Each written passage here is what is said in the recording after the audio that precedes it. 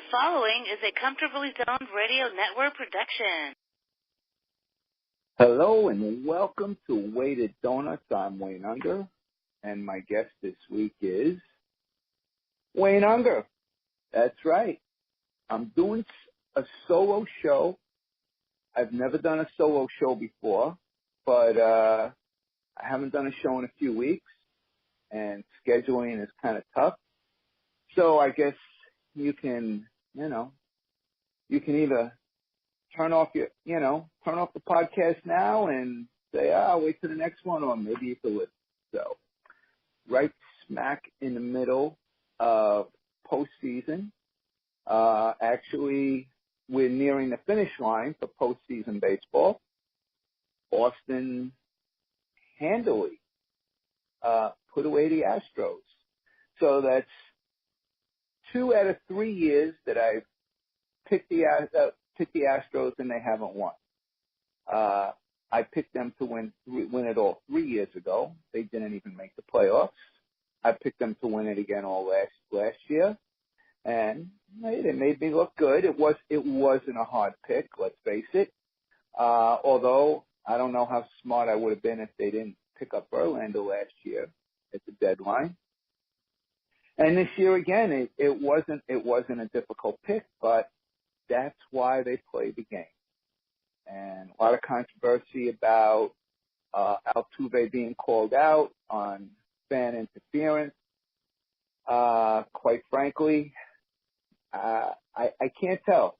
I've tried to I've scoured the internet for photos and videos, and I can't tell if Mookie Betts' glove was over the line. If his glove was over the line, then Altuve got a raw deal, and he shouldn't have been called out. But if his glove was not over the line, then the right call was made. But quite frankly, that, to me, did not make or break the series.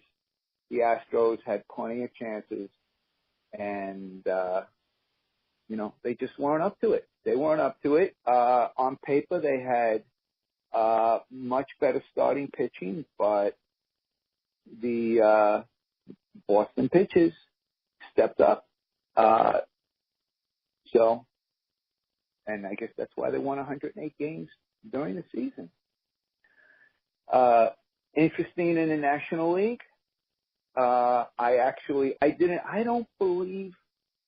did not pick Milwaukee to even be a wild card. I believe okay, I'm going to sound really stupid now. I actually picked the Mets to finish ahead of the Nationals in a tight race in the NL East. And if memory serves me well, I picked the Nationals and the Cardinals to be wild card. There I go. Wrong again.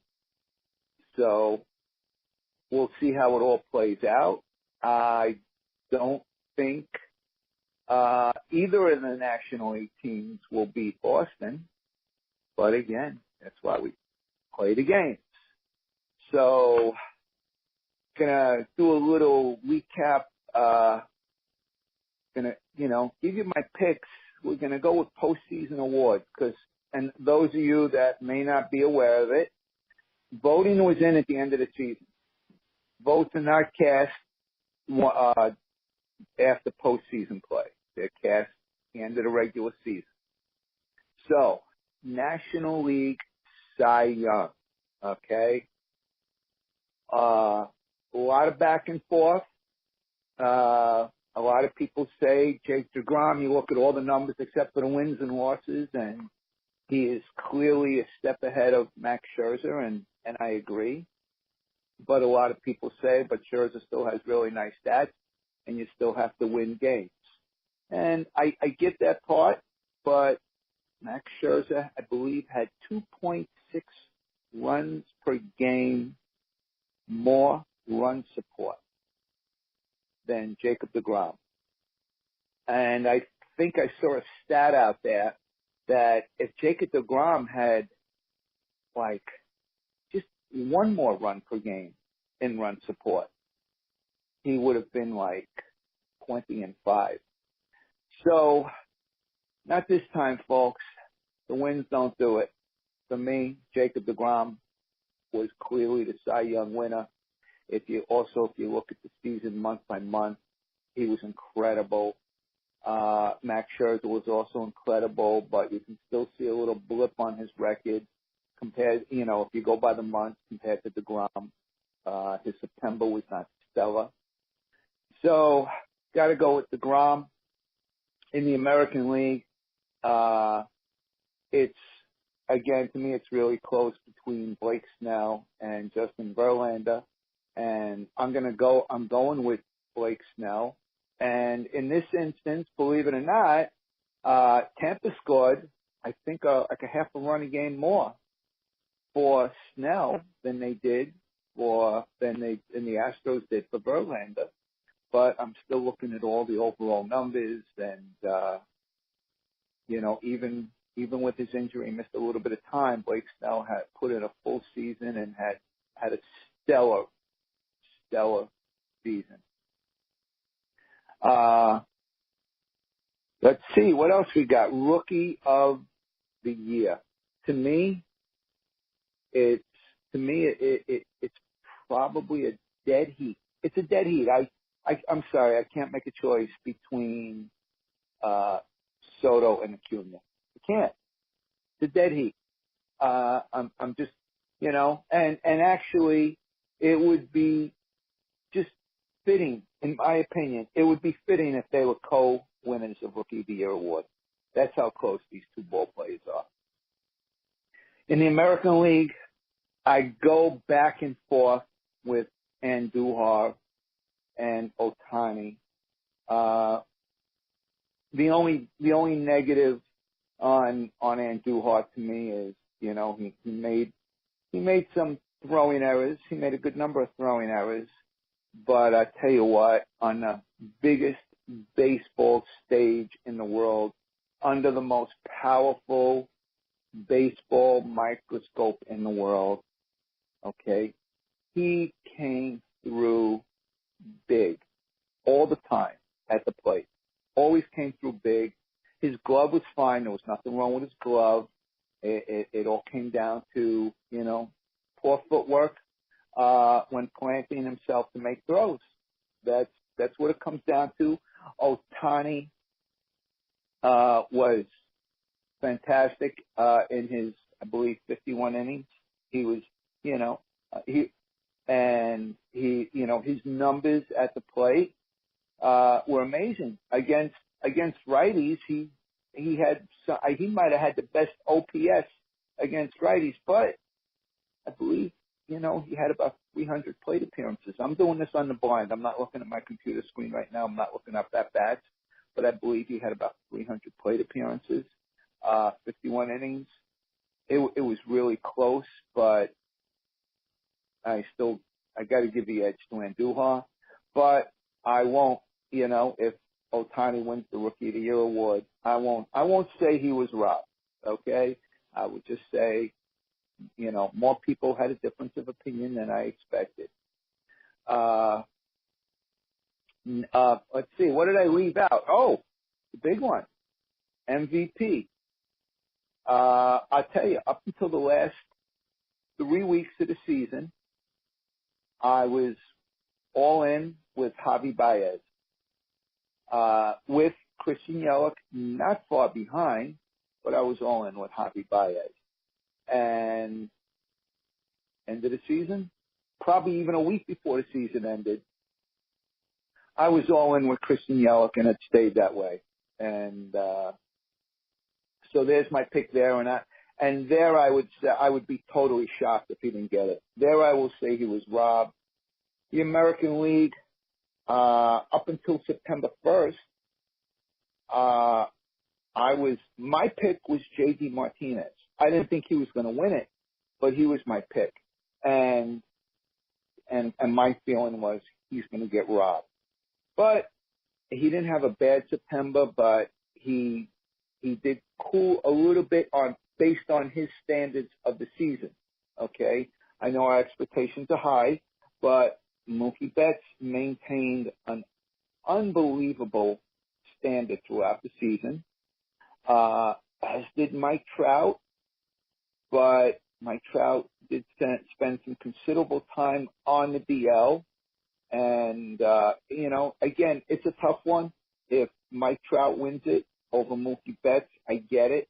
I just think that Mookie Betts, was more valuable to his team. And, but my thinking was, I think a lot of things that helped Mookie Betts this season was the addition of J.D. Martinez. You see, I think J.D. Martinez changed the whole lineup and changed how everyone else in that lineup was pitched. There was a question on Facebook the other day, and the question was, who do you pick, Aaron Judge or Mookie Betts? Now, Mookie Betts clearly had the better season this year, but Aaron Judge, one, was injured. But if you look at Aaron Judge's season, while his power numbers were not like his rookie season, his overall numbers, you can see the increase in walks, the drop in strikeouts, the better at-bats, less chasing. He was always a good defensive outfielder, but this year, to me, he was a superb defensive outfielder, great, accurate, strong arm, and was real good on the base paths. I mean, these are all, a lot of these attributes Mookie Betts has, but going forward, the way I see Aaron Judge evolving and growing his game, my pick was Aaron Judge. But Mookie Betts for MVP, I think that covers the awards. I see Boston winning the World Series. Curious to see how the Hot Stove League plays out. And I'm extremely curious to see if Manny Machado cost himself some years and some money by his postseason antics. In particular, his not hustling. Not only it's not only the not hustling on that one play. I mean, there have been so many ball players who have been called out in their careers who play hard that would just have been called out like, he just didn't hustle to first base there. But I think more so his response to it. He goes, I'm not a hustle kind of player. That, man, like, what were you thinking? And, you know what? I get the slide, where he tried to hold down Orlando Arcia, and it got called a double play. He got called for interference anyway. I get that, grabbing the guy's leg. That to me wasn't dirty. That was like kind of old time, do what you can, save yourself. But Aguilar's foot, ankle on that run to first base, there's nothing I see in that replay that shows me he didn't do it on purpose. And again, the response to it, his response was dumb. His response should have been, I was trying so hard to hustle up the line and try to make them rush the throw and try to beat out the ball that, for a second I caught myself like on the inner part of the baseline and before I knew it, I was right there on top of the bag and I brushed his leg. No, he was like, no, he like kind of blew it off. He was very, how can I say it? That was something you would expect out of the old Alex Rodriguez. And I emphasize the old Alex Rodriguez because, I think there's a good possibility that Alex Rodriguez has certainly changed himself from within. And people can do that. Okay? Trust me. I have my own personal negative history. People can change from the inside out. I believe Alex Rodriguez has. I always say what he is. I always say he's a recovering asshole. Okay, they're recovering addicts, recovering alcoholics, recovering overeaters, recovering gamblers, and on and on and on. Alex Rodriguez, I believe, is a recovering asshole. And hey, a day at a time, Alex. Keep it going. So that's my little recap for this show. It's short. I hope it's sweet, and I'll be back next time. Good night, everybody. The proceeding was a Comfortably Zoned Radio Network production. Thank you for listening.